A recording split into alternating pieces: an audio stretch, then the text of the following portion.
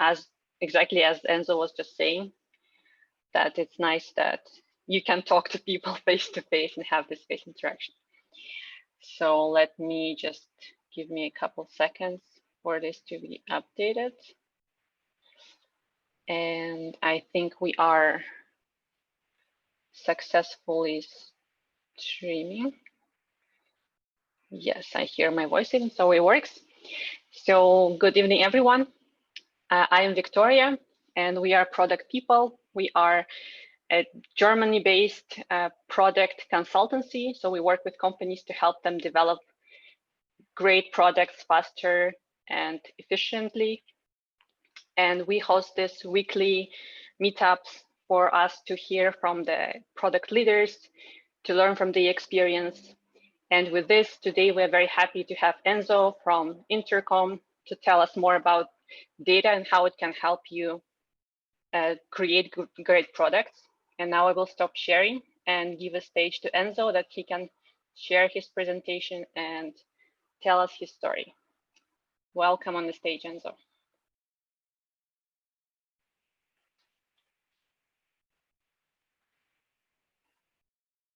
Muted. Okay, cool. Thanks so much. Okay, so I assume you guys can hear me. So yeah, thank you so much. So my name is Enzo, and as said, I'm a former actually Intercom employee. I just recently left, and one of the thing I want to share about today is, you know, the role of data inside product teams and inside, you know, organization where you want to build a great product. And it's really one of the topic I've really cherished along the last years also across the different companies I've worked with. And so the goal for me today is basically to share some you know, tips, tricks, insight, frameworks, very basic things that I've learned that you could apply to your day-to-day.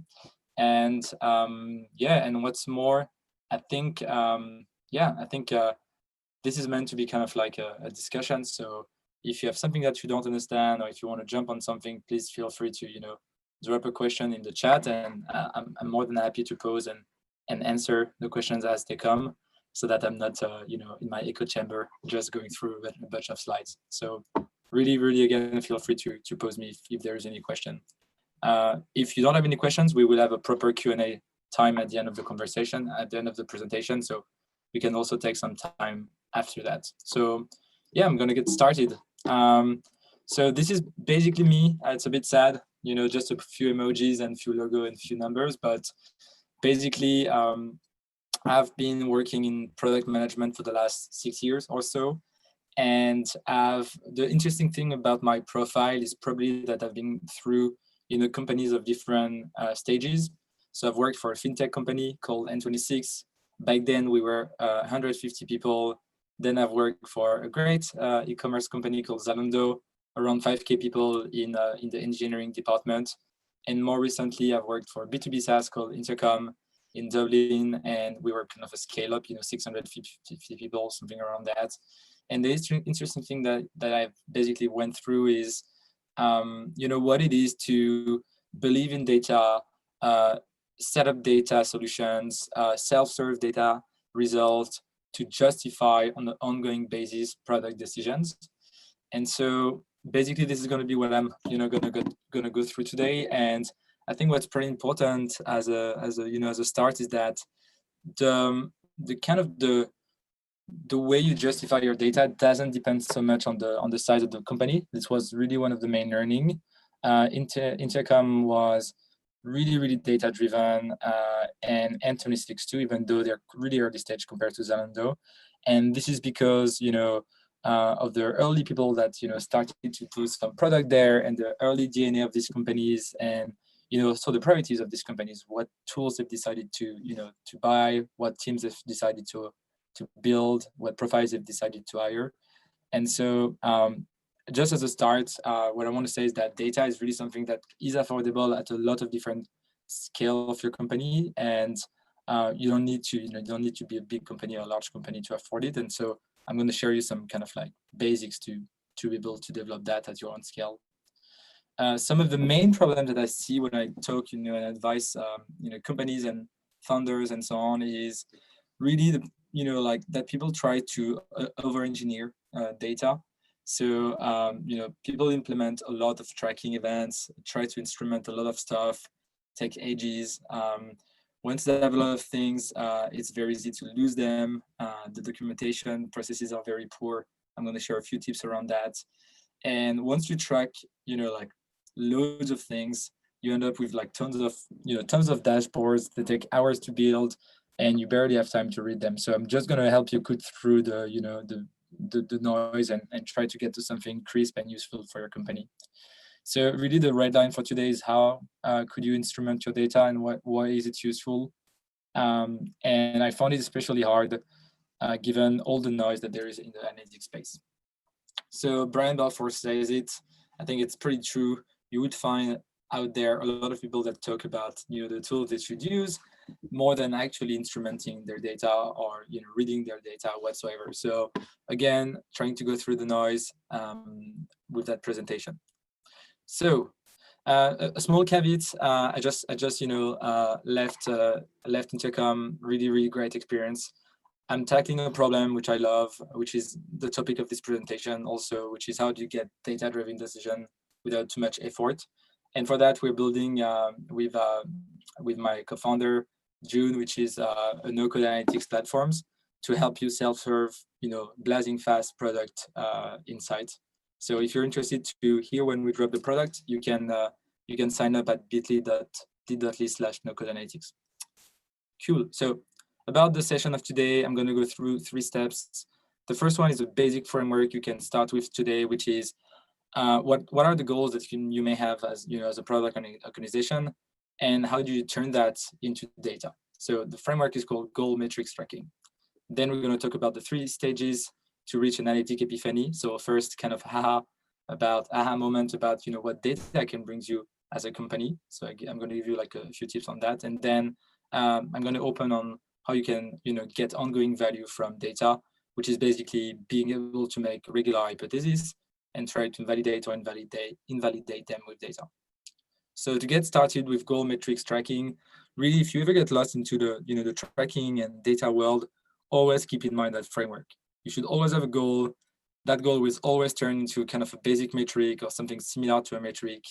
And this metric will always be some kind of like tracking or stuff that you're going to monitor to actually analyze and understand that metric. And with these 3 steps, goal metric tracking, really what you get is 90% of the data world. It's as simple as that. So goals are really where you should get started. Goals are just simple questions that you have as a business around what are your company goals, right? So examples of company goals that you may have are that you want, how do you get, how do you get more customers? How do you get customers to spend more? Now, when you have this kind of like business questions, and this is really something you can think along as I'm going through the presentation, what are the company's goals that you have right now? The question is how can the product data help you reach that goal? And this is where the metric gets into the play. So if you don't know what a metric is, it's a creation of the human being to actually measure the action that the user take in the product to align with a goal. Usually these metrics are actionable. They give you information on which you can make decisions. They're tailored to the questions you have, and you can segment these metrics. And we're gonna go deeper into that topic a little bit later. So I'm going to take an example. Let's say your goal is to increase the number of customers by 10%. Then a good metric could be the conversion rate, right? The number of signups that you have divided by the unique visitors. That would be a great metric indeed. So now that you have a metric, the questions that people often have when they start, or even like, after years of experience, is how many metrics should you have? How should you break them down? Again, here, I think the secret sauce is really to stay very, very simple. A good recipe is usually to have a primary metric and a secondary metric. So a primary metric is designed to be the overall success indicator of your like releases or product launches. A secondary metric is more meant to validate smaller design decisions or smaller choices that you've made along the way. So going back to my example, if your goal is to increase your acquisition by 10%, and your primary metric is the conversion rate, you may have a secondary metric, which is the number of users that initiate your sign up, which could be just a way to make sure that people find out about your, about your call to actions on your, on your website or on your product. Again, that secondary metric would just be a way to make sure that the health of the thing that you have shipped is good. And it's connected to the primary metric, right? You cannot have a good conversion rate if people don't find out about this, this sign up flow. So taking another example, more concrete, this is my Facebook profile page. A primary metric here could be the number of users that go to their own profile page, like I just did, or actually the number of users that go to someone profile page, right? A good secondary metric here could be the time spent after they navigated there. How long do they spend on it? Is it like, is there like a big bounce rate? Are they staying? Is it what they expected to see? Or do they actually engage with the picture? Do they like the picture? That could be even a better way to make sure that the health is good. So a great way to give your product team a clear direction is actually to boil down your effort into one metric. So I just said you could have two. You could actually have one, right? So I'm going to take a few one metric examples. These metrics are often called activation metrics. I'm going to take the example of Slack, which I really like. Slack understood that if the workspaces that sign up for Slack were sending more than 2,000 messages, then they were retaining with a 90% retention rate a month later. And so what Slack has basically defined is that 2,000 messages kind of like milestone as the threshold for the activation. So a lot of the things that Slack does is basically trying to motivate you and incentivize you to actually shoot messages as you land in Slack, so that milestone is reached, and so that kind of retention is kind of like triggered. And that's the one metric that you can try to boil down for your product. This is super useful. It's quite hard to get it. It's quite easy to get it wrong, but a very interesting exercise to run. So that's something you can take for yourself. If you have like a piece of paper, Post-it, whatever, something you can do for later. What does it take for your users to really understand your product and realize the value? That's the one metric you could think about. So picking the right metric is kind of an art. You will learn to master that. There are tons of good resources out there. It will also come with experience, but again, it's about being crisp. So now that you have that kind of high-level goal for your businesses and you turn them into metrics, the next question is like really practical. How do you measure that metrics? And this is where tracking comes into account. Tracking is how you measure the metric. So tracking is just the easiest way to collect data. It comes in two formats in today's world, really. Implicit tracking with solutions like GA, HIP, Hotjar, Full Story, and explicit tracking. So solutions like Google Tag Manager, Segment, Amplitude, where you have to basically log a specific event for every action that happens in your product. So implicit tracking is pretty cool. We also call them like codeless event tracking. And it's basically usually just implementing the JavaScript snippet in your product or SDK if you have a mobile product. And then it's going to collect automatically a lot of the interaction that happen in your product. Explicit tracking is that tracking solution world where you need to manually define the event and you need to write codes. This is pretty cool because you're really aware of what you're tracking, and so you don't track everything, you just track what you need. The pros of the implicit tracking is that it's good for non-technical people. It's honestly, it's pretty good when you get started. You don't need to plan for it. But the pros of the explicit tracking is that you can really track very specific actions and the context that come with them. And you also know that you can rely on the data because you're like being way more intentional about where the data should be triggered from. And you can have governance rules on top of it, which usually is great when you scale and when you're a bigger company and you want to, you want that data to transition elsewhere, or you want that data to be cleaned from, personal information, etc. So implicit tracking is a great way to collect, I think, qualitative feedbacks. The time that people spend on your website, the heat maps, recording the session. This is great stuff, but it's not really advanced. I would say that the only sophisticated way, and I'm gonna just quote Michael Sable on this one, the only sophisticated way to understand what customers do and build a really great product is really using event-based analytics. So solutions like mixed panel, amplitude, segment. So I'm going to dive into that a little bit more context and give more data around it. So the two things really that exist about event-based solutions are the name of the event and the properties of the event. If you really get things starting on these solutions, as soon as you have understood these two concepts, you have understood 90% of it. So why the name is important? The name is not automated. The name is something that you need to manually input, that the developers will manually input, and there should be a clear description of what is occurring. So going back to our example, where our goal was to increase the acquisition and the metric was the conversion rate, then the event that you would trigger could be, the user that signed up. That could be one of the two events that you needed to compute, the metric. These event names are important to be, it's important to be aware of them because they're going to basically show everywhere. They're going to show in the code. So when the developer implements them, and they're going to show in your dashboard visualization tool. So here you have the name of the events at the bottom, and you need to be able to pick them up. So you need to know what are the names. So there are a set of conventions on how you can name events. I hear a lot of companies that struggle to get started because they don't know the name. There are basically three conventions there. The first one is snake case, second one is camel case, the third one is title case. If you're hesitating, just go for snake case. It's very safe. There is, no possibility for casing instrumentation errors in case, casing is has hard validation in any of the tools that you're using, then it will not happen. And the underscore, so avoiding that there is a space, will also kind of protect any problem through API calls.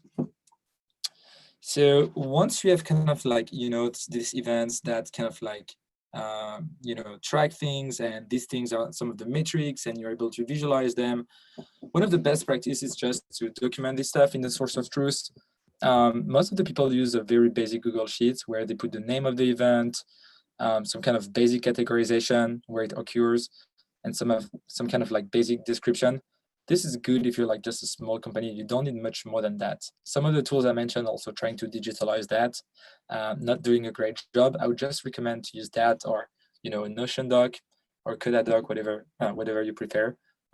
Really to get started. It's really powerful and it scales very nicely. So something interesting about the events, and this is kind of level 2 of knowledge, I mentioned the event name, is the properties. So the properties is what you attach to give context to an event. And this is very important for people to understand, what were the kind of conditions of the interaction. So if the event is user sign up, a property could be the source where the person is coming from, could be a campaign, the UTMs, or could be additional information that you have about the users and that you've basically passed on that event. So properties can be automated. That's something to keep in mind. If you have bigger budget and you're using a solution like Clearbit, it integrates with Segment. You can enrich some of the data from the users just based on the domain or something like that, or an IP. So now that we've seen how to break down the goals into metrics and tracking, I think the question is, what should you track first? And that's the second part, which is the 3 stages to analytics epiphany. So if you're really getting started, it's the first time your company is going to adopt analytics, or you're joining a new product team, or you have new challenges and you don't know where to get started with, I would really strongly advise to follow these three stages, because they start from very broad to very narrow, and you're making sure you don't missing any big directions. So my recommendation is basically to start with a feature audit. So before to zoom in on a specific on a specific aspect of your product or a feature or something you want to investigate, just start broad. Would be my advice. Understand the main ways that your customers gain value from your product, and to understand the main ways that customers gain from your product, I think the best way is to understand the main directions that they're actually taking, right? And an easy way to do that, again, is feature audits, something that was theorized a bunch of years ago by Des, the PO of Intercom, CSO, sorry, of Intercom. It's basically a very easy way to map out, the popularity of your features based on 2 axes, the frequency at which they use, and the amount of people that are using them, right? So in that case, what you see in the top right corner is a star feature, a feature that all the people use all the time. It's really your nugget feature, killer feature. Everyone is using it all the time. You should iterate on it only if you think you're going to add tons of value, right? What you see here is actually features that very few people use all the time. So it's very interesting because this one basically means that few people use them and get tons of value. So there is a question to be asked, which is why are there not more people using it? Is it because it's very specific and tailored to a specific need or segment of customers? Or maybe you just have a discovery issue and just a bunch of people have discovered it. So maybe there is room, to just iterate on that and increase the discovery of that feature. So once you kind of get a sense of the feature edits and who is using what, there are basically 4 things you can do with a feature that has limited adoption. And this is one of the directions you can start to take. You can kill it, you can increase the adoption rate or the frequency, or you can decide to deliberately improve it. That's the killer feature that I mentioned in the top right corner. So once you kind of know where people are going and the amount of people that are going in each of that direction, then you can start to put your you can start set up the game, right? And you can decide where you want to put your different dots on the kind of the chess game. So let's say I started to zoom in on the sign up. Then the next step is really to break down a feature into blocks, meaningful blocks. So for a workflow like a sign up, meaningful blocks are the steps. Okay, next question. When should you start working and when should you stop working on the retention? That's something I also hear a lot. So I just put a small caveat here. Basically, when you have a line, which is like the green one, and your retention curve doesn't stabilize, it just means that you are not yet on your product market fit. So it's worth working on your retention and retention features. And so assessing as part of the feature the different retention features and start to iterate on that. When your line is kind of something closer to the blue line, you have a big drop in the first weeks. So some people that just don't stick around, they're not the right person, or you don't have the right set of features for this audience. But then you have like a decent amount of person that stick around. That means that you're in a post-product market fit setup, and that you can kind of like move on to less, retention engaging feature, but start to think about extending the value props of the product, maybe. Yeah, that's not very interesting. Yeah, it's going to be harder than to expand the satisfaction than just to expand the number of customers, which is pretty obvious. So last word about that section. Once you kind of know which direction you want to go with the feature edit and you decide to zoom in and kind of like get into the weeds of specific features, segmentation is going to be your best friend. And segmentation directly comes from the events and the properties that you have attached. So let's say one of the properties you could have attached to the sign-up events, or some of the events that happen in the sign-ups could be the source of the people, whether they come from desktop or mobile. And you could decide to analyze your reports with like, for instance, the retention report with these 2 segments. And maybe you're going to find out that people retain a lot more on desktop than on mobile. And maybe you'll be able to do your hypothesis. Maybe there's something happening on desktop that doesn't happen in mobile. Maybe some of the features are already done, or the experience is much better, whatever. Something you can do with properties and is a segmentation based on the source. That's what I just mentioned. So here you have like 2 different set of sources. One is organic with Medium and WordPress. The other one is more paid from Facebook and AdWords. Maybe you're gonna notice that the organic traffic is much more qualified. People stay much longer, and maybe that's a strong signal that you should work on more organic traffic and kind of like the inbound traffic than the paid marketing traffic. So now that you've kind of like seen how to go from a goal to a tracking and kind of like how to sequence, the go large, the go big, and then narrow down kind of like diamonds of the analytics epiphany. I think the only thing that can, really help you kind of like iterate and do analytics over and over again and really kind of crack the new pockets of value on your product is learning how to make hypotheses. And that's from far the hardest thing in analytics. So 2 steps here, learn to identify opportunities and learn to make hypotheses. And this will come with talks, readings, listening to webinars like this one, or just making your own experience. So opportunities are really the hardest thing because you need a feeling about something to know whether or not the metric you're looking at is good. So let's go back to the the sign up conversion rate that I mentioned. The question, if I have like a 2% conversion rate, is it a good sign up? Is it like above the average, below the average, right? So these are benchmark that were assembled from a couple of Google research. I cannot promise they're very accurate. I would say that a 2% conversion rate on the e-commerce seems a decent, seems like a kind of an accurate metric, but again, it depends a lot of when is that conversion rate starting? Is it from the landing page? Is it from the beginning of the checkout? So really build your own experiences there, talk with the other PMs, ask the more experienced product leaders.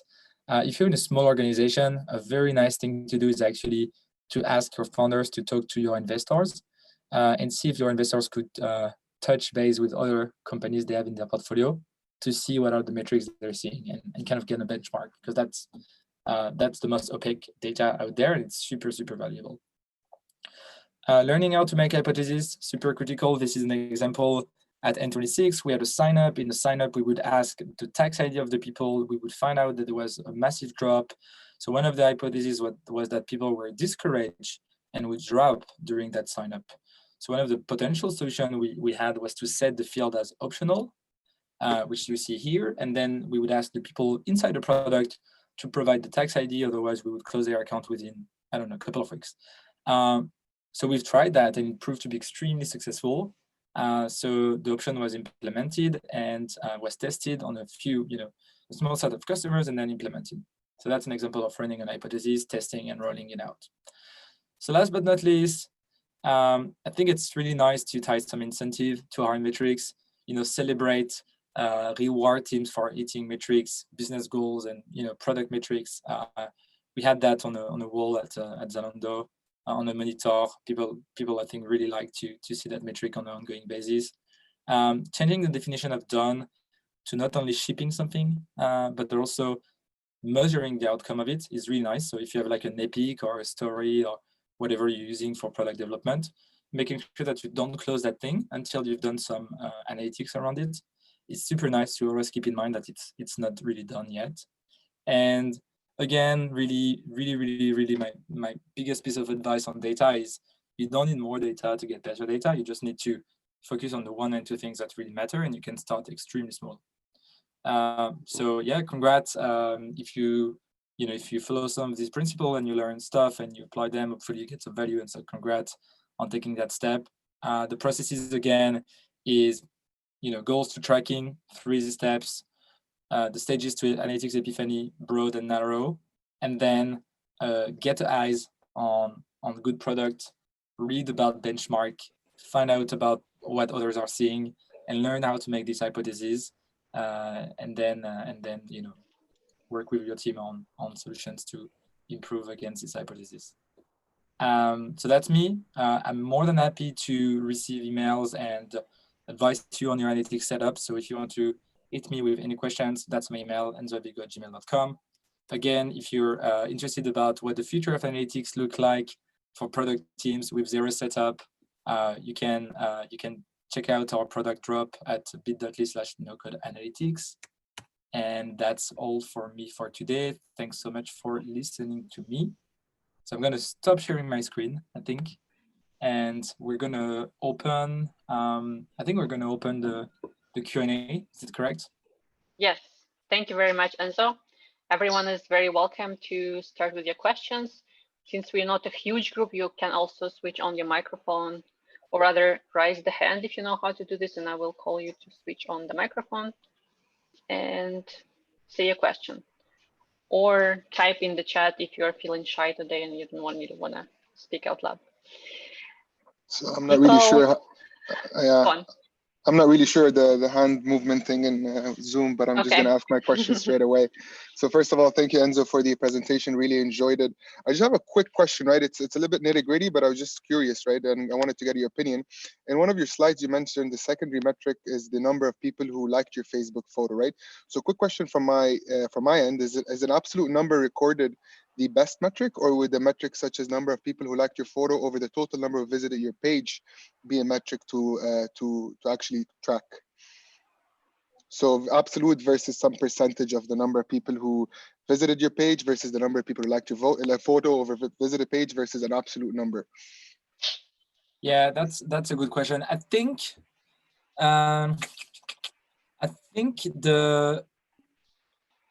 what matters the most is not if it's absolute or relative, but if the matrix speaks. If the relative number is you know, I don't know, 0.0001%, and you're trying to spot like a, you know, that there is no difference, and then you have this crazy rounding thingy, you're barely going to be able to use that thing, right? So I think more than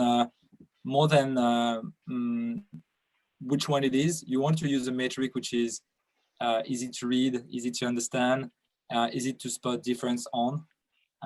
And I think when you have kind of a, what's very interesting is probably, I think in my opinion, it's like really to look at the delta of things. So, you know, it's more interesting to take one of these two and that you can read them easily and understand if they move, than actually trying just to get one or the other that you think is more, you know, more appropriate. So yeah, just the one you can read and the one you can see moving is would be the best one. And the two metrics are fairly close to one. The reason of my answer is also because the two metrics are fairly close to each other, right? They just like one is just divided by something, but the nominator is something similar. So I guess they should move in the same proportion in this case. Cool. Thank you. Thank you very much. Thank you. And so there is a question from Chris in the chat. In your opinion, what is the best mobile app tracking tool? Implicit. Chris, you're also welcome if you need to add anything with your voice. Yeah, that's that's a good question. I'm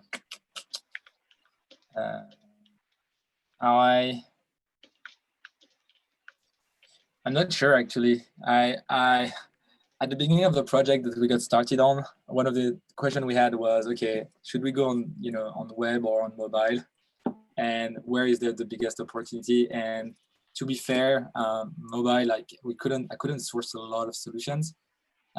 So I don't know great solutions on mobile for implicit tracking. Maybe, yeah, I'm not sure, to be fair. I don't know any. If anyone knows any, actually, I'm more than happy to learn about them. Yeah, no problem. I've just been doing a bit of research recently, and yeah, was interested to hear what a few other people think on that. Okay, thanks. Saptarshi, I think there is a question from you. Yeah, thanks, Victoria. And so thank you for the framework that you shared. I work with the German Development Corporation on a digital product.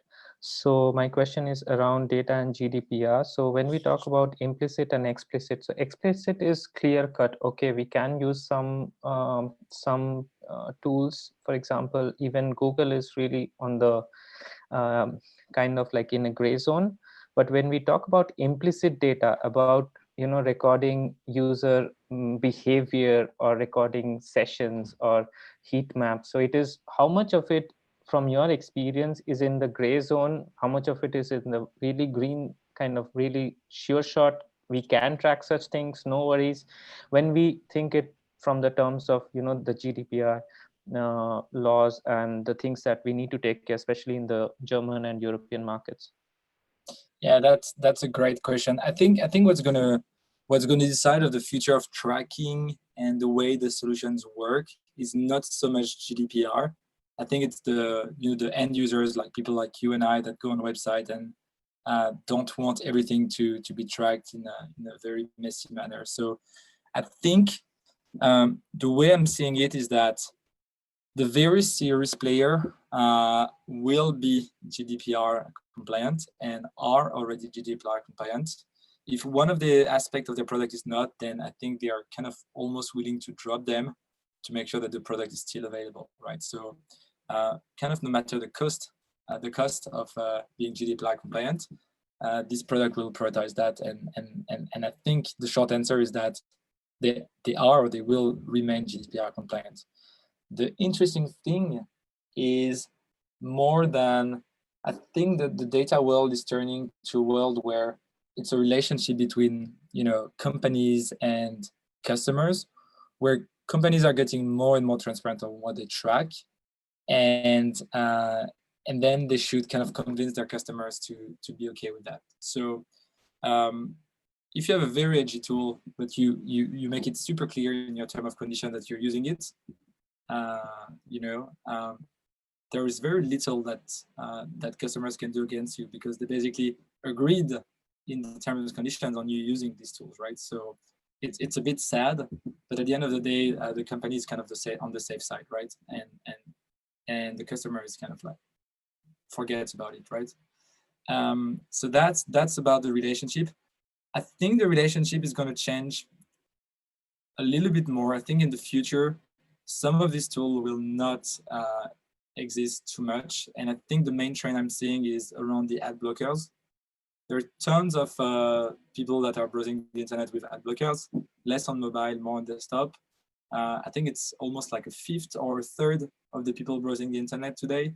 And when you have an ad blocker, what you do is you prevent solutions to shoot front-end events, even if you have agreed on the term and condition, right? And so a lot of the companies that are using or heavily relying on front-end tracking solutions are kind of like, you know, kind of changing a little bit their mind on these solutions, just because the data they get from it are not very accurate. So, so there is a big trend to head toward more back-end events.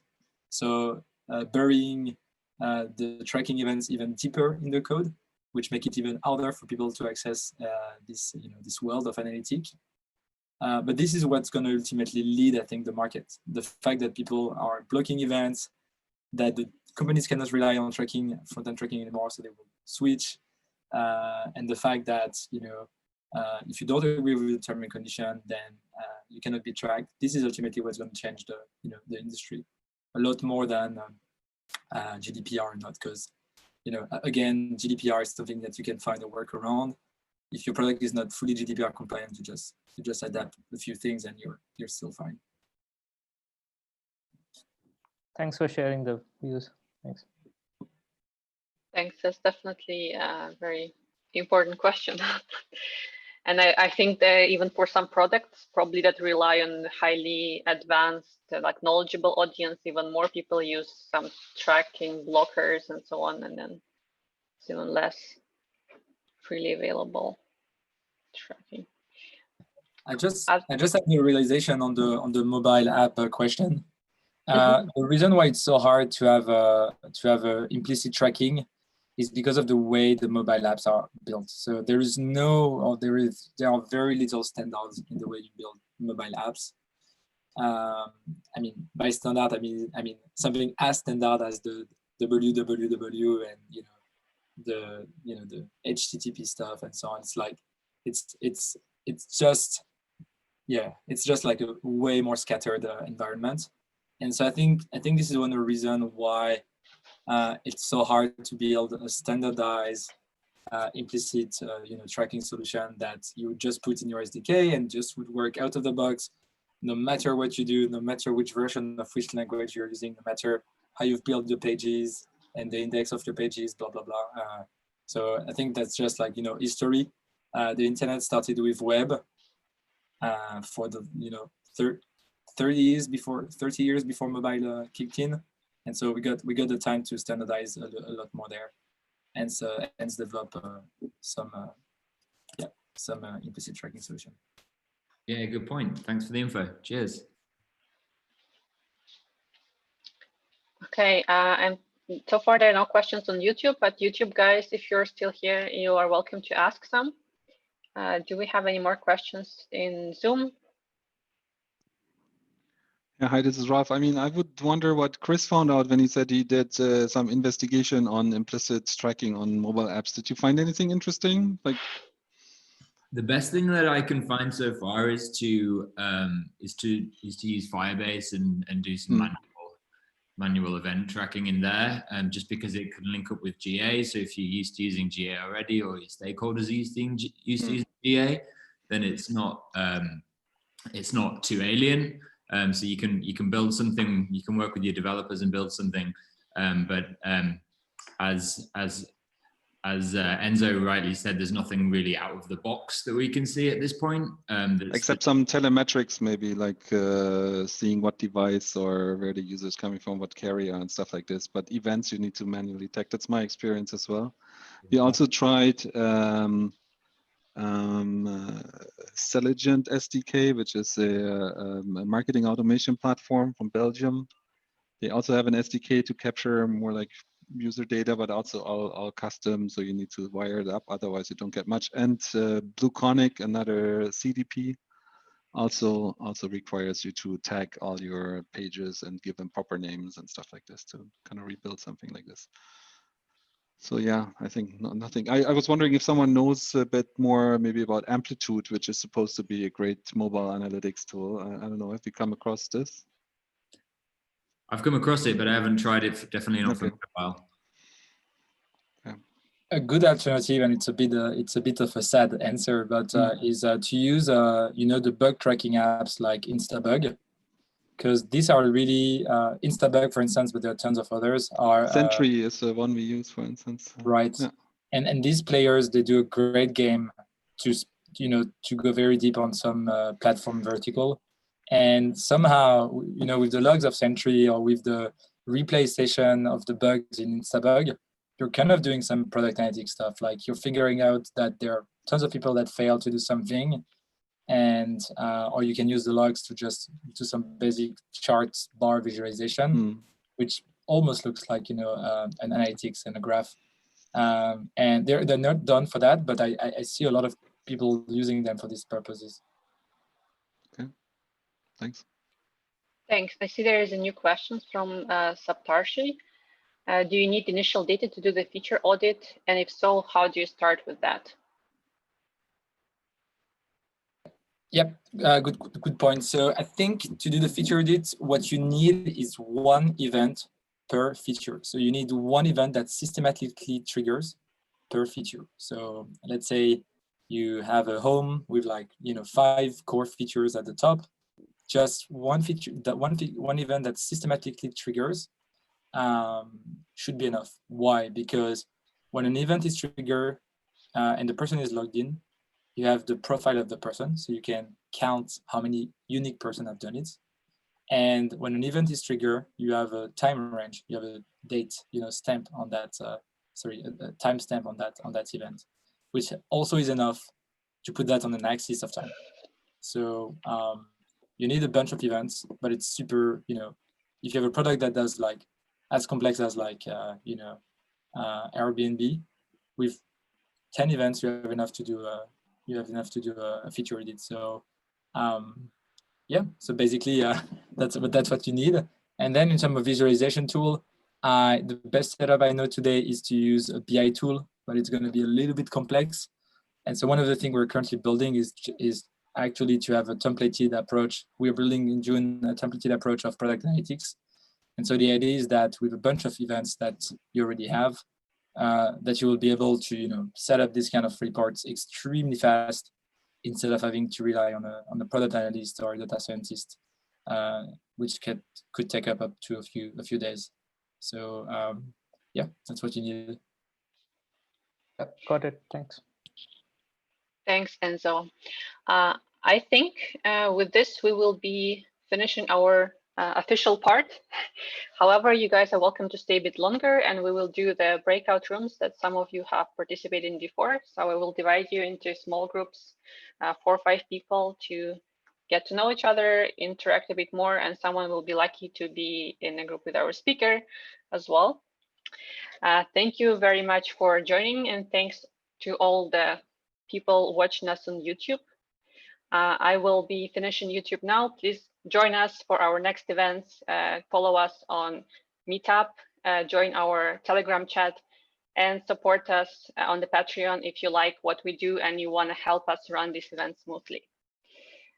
Okay, I'm stopping the YouTube stream.